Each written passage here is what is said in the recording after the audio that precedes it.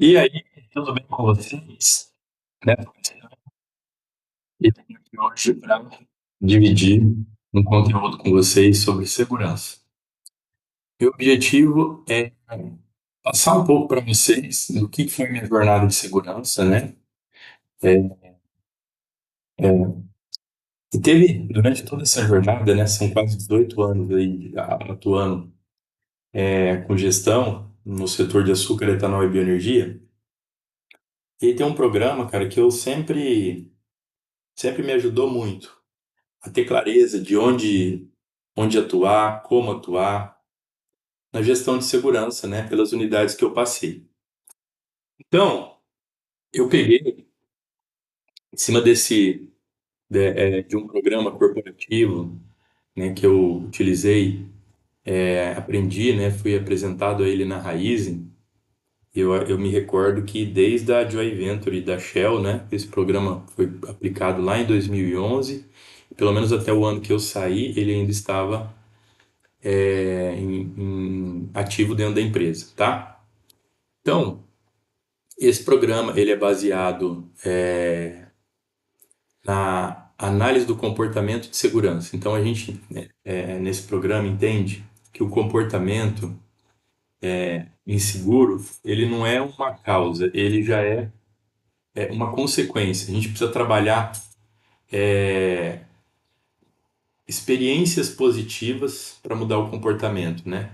É isso que Skinner fala, né? Que a gente consegue fortalecer, mudar comportamentos, né? Ele ensinou uma pomba a jogar jogo da velha, pra vocês terem ideia, com reforço positivo. Então, isso funciona e funciona muito bem. Inclusive, é uma das técnicas, é a técnica mais comprovada aí para o trabalho de crianças com autismo, tá bom? Também, né? Que é o análise do comportamento aplicado, o ABA.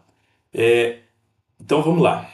Então, peguei esse programa Alerta que quando você vai fazer a investigação de um acidente, de um quase acidente, de uma interrupção de segurança numa condição insegura ou num ato inseguro que está sendo observado, ele faz você percorrer um fluxograma com 7 fatores que podem ser fatores importantes para que aquele desvio aconteça ou porque aquele desvio aconteceu. Então, eu transformei, né, inspirado nisso, eu transformei aquele fluxograma numa jornada de 7 passos, que eu vou apresentar ela para vocês aqui. E para que isso? Para ajudar vocês, né, na gestão de segurança da sua unidade, né, a você poder entender o que além de boas ferramentas, né, de bons treinamentos, também gera acidente. E acho que criar essa consciência vai ajudar vocês nessa jornada. Um ponto importante também que eu queria trazer aqui é que no começo, né, da minha gestão de segurança, eu achava que segurança é aquela usina. Para a usina ser segura, eu tenho que fazer um alto investimento nas condições de segurança da unidade. Tudo bem, tem. Mas isso garante que não vai ter acidente? Não. Então, tão importante quanto a condição de segurança é você fazer um trabalho voltado para o comportamento de segurança, né? A cultura de segurança da sua unidade. E é isso que eu vou discorrer aqui. Vocês vão ver que ao longo desses 7 passos, tem ações que são direcionadas para as condições, papel da empresa, mas também tem ações que são voltadas para o comportamento, papel do indivíduo. Tá bom? Vamos lá? Então, começando, eu trago para vocês, se ele passar aqui, olha lá. Albert Einstein falou o seguinte: quanto maior o conhecimento, menor o ego. E quanto maior o ego, menor o conhecimento. E por que eu trouxe isso aqui? Acho que todo trabalho, toda atividade segura, ela começa por eu conhecer bem aquela atividade, os riscos dela, a maneira correta de fazer ela. E às vezes eu posso estar me enganando, às vezes eu posso estar achando que eu conheço, mas pode ser que o meu conhecimento não seja tão alto assim. Então, sempre é importante buscar, né, referências, entender melhor o procedimento da atividade que você está fazendo. Então, assim, a segurança começa com um bom procedimento que prevê ali as condições e a maneira que eu devo fazer aquela atividade com segurança, com qualidade, né? Com produtividade, com eficiência, mas imprescindivelmente com segurança, tá bom? Então esse é o primeiro passo. Eu devo ter para as atividades, para as tarefas, um bom procedimento, uma permissão de trabalho que contemple ali todos os riscos e medidas de controle importantes para aquela atividade ser feita com segurança. Então esse é o passo 1. E o passo 2, né, que eu trago a foto, né, de uma oficina muito bem conservada, identificada, né, com ferramentas ali apropriadas para fazer a atividade com segurança. E aí aqui, gente, a gente precisa entender se a gente está, né, se a gente está dando as condições adequadas para aquele procedimento que está escrito acontecer. Então, se o procedimento fala que eu devo utilizar uma ferramenta e ela não está disponível, como que a pessoa vai cumprir o procedimento? Ou se ela está disponível e não está conservada, como que ele vai utilizar aquilo de maneira segura, né? O ambiente 5S, né? O ambiente está limpo, está organizado, está identificado. Eu vou fazer a manutenção no ambiente, primeiro eu limpo, eu deixo aquele ambiente adequado, né? Um ambiente sujo, às vezes com óleo no chão, risco de escorregão, né? E tudo mais. Então, e esse é o passo 2. Condição de trabalho tem que estar adequado. Vencendo isso, eu vou para o passo 3. Aqui, né, a representação do conhecimento, né, ou das engrenagenzinhas, saindo de uma pessoa para outra. De uma pessoa influenciando a outra. E aqui eu reforço que o líder ele tem que ser o promotor do procedimento. Ele é o disponibilizador dos recursos para que esse procedimento seja feito. Ele que dá o reforço positivo para o colaborador fazer as atividades dentro do procedimento, né? Que reconhece quando ele está fazendo, que dá as condições, que incentiva, que explica o porquê. Então esse é o passo 3, né? A liderança, né? Ela tem que ser exemplo e incentivar que as atividades sejam feitas dentro do procedimento e com as ferramentas adequadas. E o quarto passo, eu trago para vocês a foto à esquerda, né? Uma solda entre um tubo e um flange, feita, né? Com bastantes imperfeições, vamos dizer assim, né? Tem poro, tem descontinuidade. Nosso amigo ele estava aprendendo a soldar nesse dia, né? E à direita, uma solda perfeita. Olha o capricho. Não que o da esquerda não tenha caprichado. Talvez ele caprichou, mas ele não tinha ainda a habilidade suficiente. Ele deu o esforço máximo dele para conseguir, mas ele estava aprendendo. Não vai sair perfeito.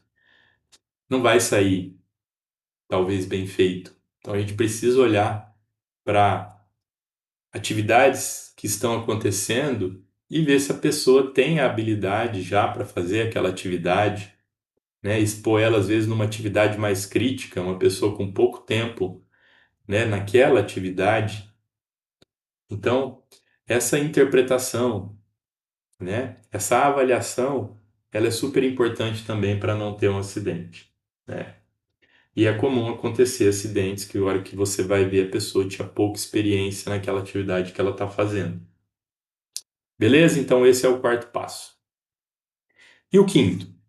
Aqui está um rapaz a ponto de pisar numa casca de banana. E aqui, gente, eu quis representar a importância da atenção onde eu estou pisando, né?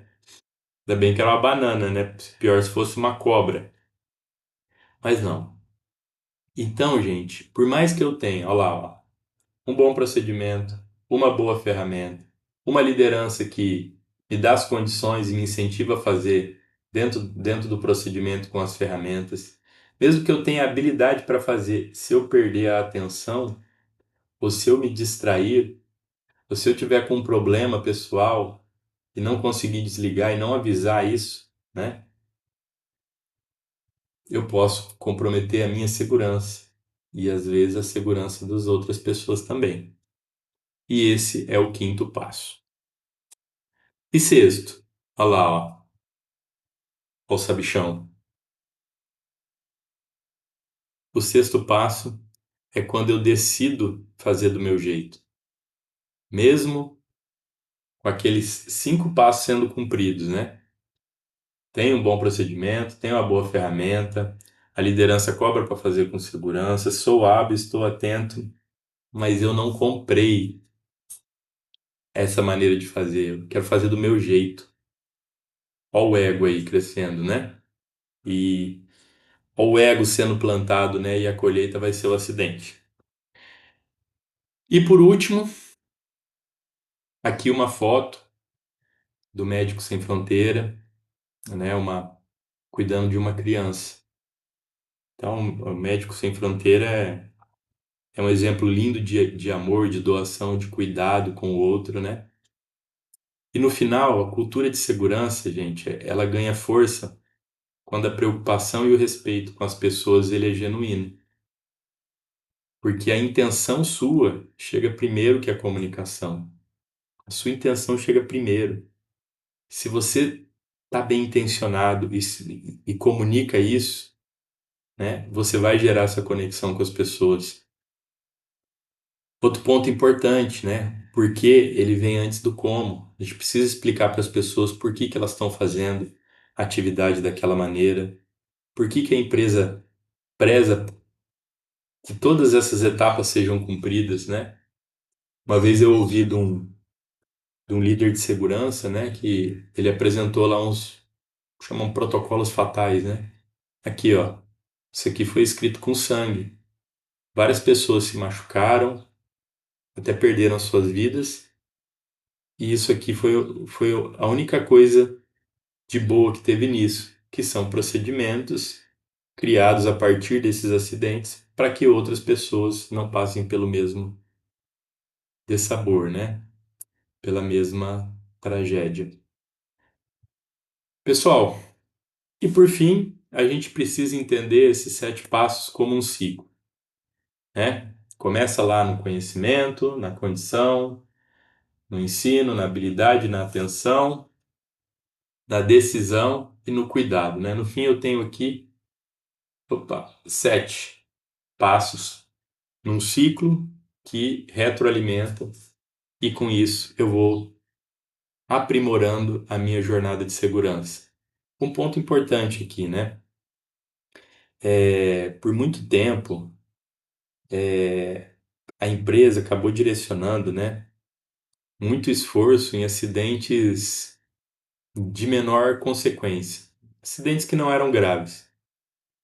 E às vezes um item que nem gerou um acidente, né, um desvio de comportamento ou um quase acidente, que é muito mais relevante do ponto de vista de potencial de gravidade, não recebia a mesma quantidade de energia, de esforço, de investigação, de mobilização, né, das pessoas, da liderança e tudo mais. Então, uma coisa que é importante, gente, é a gente ter esse foco em situações, independente se foi um acidente, um quase acidente ou uma intervenção, né, numa atividade, é a gente pôr muita energia onde são as situações de maior risco potencial, né? Então, para essas atividades, para essas situações, eu fazer uma boa investigação, eu cobrir esses 7 fatores, para que realmente você possa, no final, ter uma unidade mais segura, né? Então, até uma frase que eu ouvi de um líder de segurança com bastante experiência. Ele falou: segurança não é ausência de acidentes, segurança é uma boa gestão dos controles críticos, né? O que são os controles críticos? São controles que eu devo implementar dentro da minha operação que evitam um acidente grave, né? Então é isso. Acabei aqui, 15 minutinhos de conversa, mas muito conteúdo, muito bom, gente. Se vocês souberem utilizar isso aqui, vai ajudar vocês muito na gestão de segurança de vocês, assim como ajudou na minha. E se você gostou, dá um like para mais conteúdos como esse. Se inscreve no meu canal. Se esse conteúdo for útil para alguém que você conhece, encaminha. Um abraço e fiquem com Deus.